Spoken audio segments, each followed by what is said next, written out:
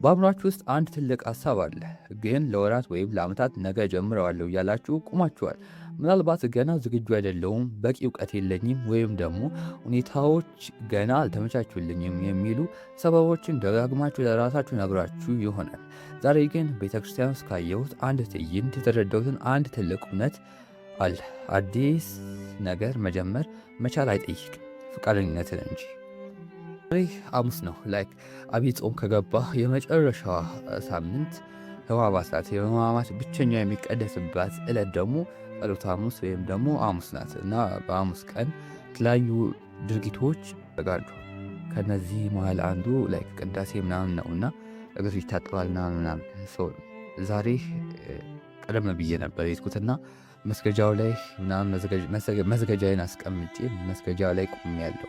ዙሪያዬ በጸጥታ ተውጧል፣ ግን በውስጤ የሀሳብ ማዕበል ይናወጣል። በጸሎት መሃል ድካም ተሰማኝና ለጥቂት ደቂቃዎች ቁጭ ብዬ ማስተዋል ጀመርኩ። በዛች ቅጽበት ነበር አይኔ አንድ ነገር ላይ ያለፈው። ከፊቴ አንድ የ4 ዓመት ሕፃን ቆሟል። ገና አፍ ያልፈታ የዓለም ክፋትን ያልነካው ንጹሕ ሕፃን ይመስላል። እሱም ልክ እንደኛው ይሰግዳል፣ ግን የእሱ ስግደት የተለየ ነው።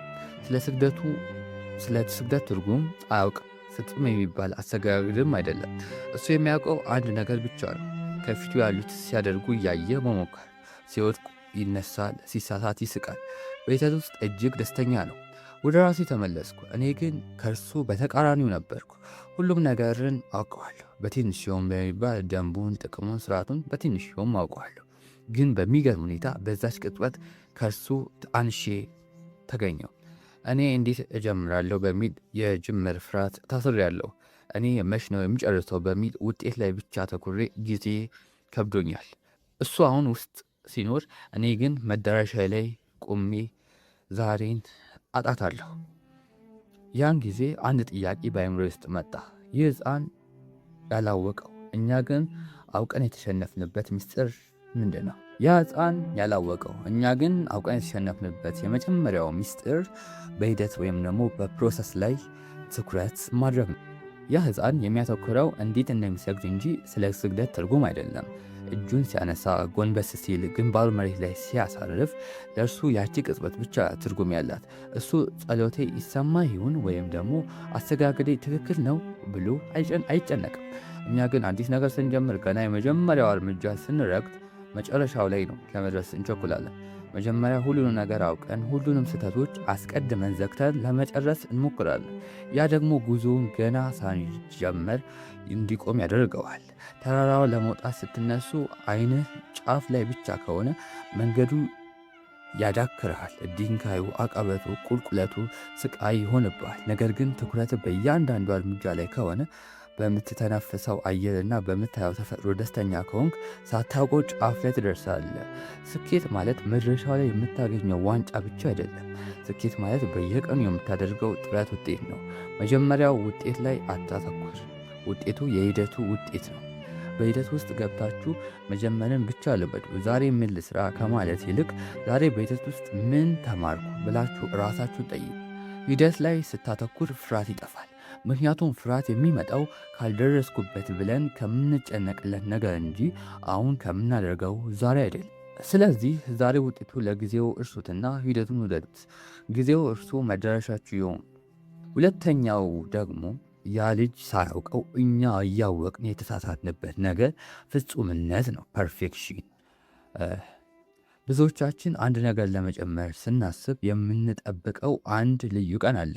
ምርጥ ካሜራ ሲኖረኝ ይጨምራለሁ፣ ጥሩ ማይክሮፎን ስገዛ እሰራዋለሁ፣ ወይም ሁሉንም አውቄ ጨርሼ ስረዳው ዝግጁ እሆናለሁ እንላለን።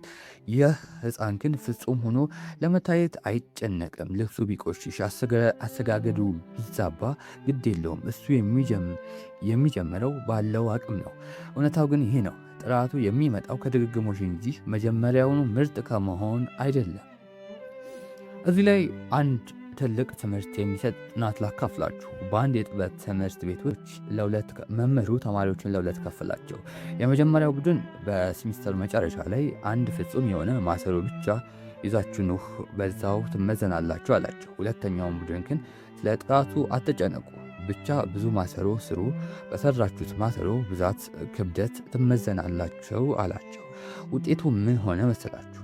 ሴሚስተሩ ሲያልቅ እጅግ በጣም ምርጥ እና ጥራታቸው የሚገርም ማሰሮዎችን ይዘው የመጡት ብዙ ስሩ የተባሉ ተማሪዎች ነበሩ። ምክንያቱም እነዚያ ተማሪዎች ብዙ በሰሩ ቁጥር በእያንዳንዱ ስህተታቸው ይማራሉ፣ እጃቸውን ያለማምዳሉ፣ አይኖቻቸውን ያለማምዳሉ። አንድ ማሰሮ ላይ ተጨንቀው የነበሩት ግን ስለ ፍጹምነት ሲያስቡና ሲጨነቁ ጊዜያቸው አለቀ። በመጨረሻም የረባ ነገር ሳይሰሩ ቀሩ። ትምህርቱ ግልጽ ነው። ምርጥ ሁኔታን አትጠብቁ፣ ደጋግማችሁ ስሩ። ጥራቱ በሂደት የሚመጣ እንጂ ተፈልጎ የሚገኝ አይደለም። ፍጹም ለመሆን አትሞክሩ። ለመጀመር ግን ድፍረት ይኖራችሁ። ምክንያቱም ዛሬ የምታደርጉት መጥፎ ሙከራ ነገ ለምትሰሩት ትልቅ ስራ መሰረት ነውና። ሶስተኛው ነገር ይህ ነው፣ ለመውደቅ ለመነሳት ዝግጁ መሆን ነው። ይህ ሕፃን ሲሰግድ አስተውላችኋል? ሲወርድ ይንገዳገዳል፣ አንዳንዴም ሚዛኑን ስቶ ይወድቃል። ነገር ግን የሚገርመው ነገር ሲወድቅ ሰው ምን ይለኛል ብሎ ዙሪያውን አይመለከትም። አይ ይህ ስራ ለእኔ አይሆንም ብሎ ተስፋ አይቆርጥም። ሊያለቅስ ይችላል፣ ትንሽ ታቅፎ መጽናናትን ይፈልግ ይሆናል። ነገር ግን ወዲያውኑ አቧራውን አራግፎ ዳግም ይቆማል፣ ዳግም ይሞክራል። ምክንያቱም በእርሱ ዓላማ ውስጥ ውድቀት ማለት የመንገዱ መጨረሻ ሳይሆን የመማሪያ አካል ነው።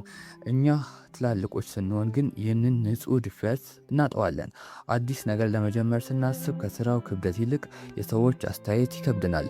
በወድቅስ፣ ብሳሳትስ፣ ሰዎች ቢስቁብኝስ የሚል ጥያቄ እግሮቻችንን ይተበትቡታል። እውነታው ግን ይህ ነው፣ መውደቅ ስህተት አይደለም። ትልቁ ስህተት መውደቅን ፈርቶ አለመጀመር ነው። ማንኛውም ትልቅ ሰው፣ ማንኛውም ስኬታማ ስራ ፈጣሪ ወይም ባለሙያ ዛሬ የደረሰበት ቦታ ላይ የደረሰው ባለመውደቁ አይደለም።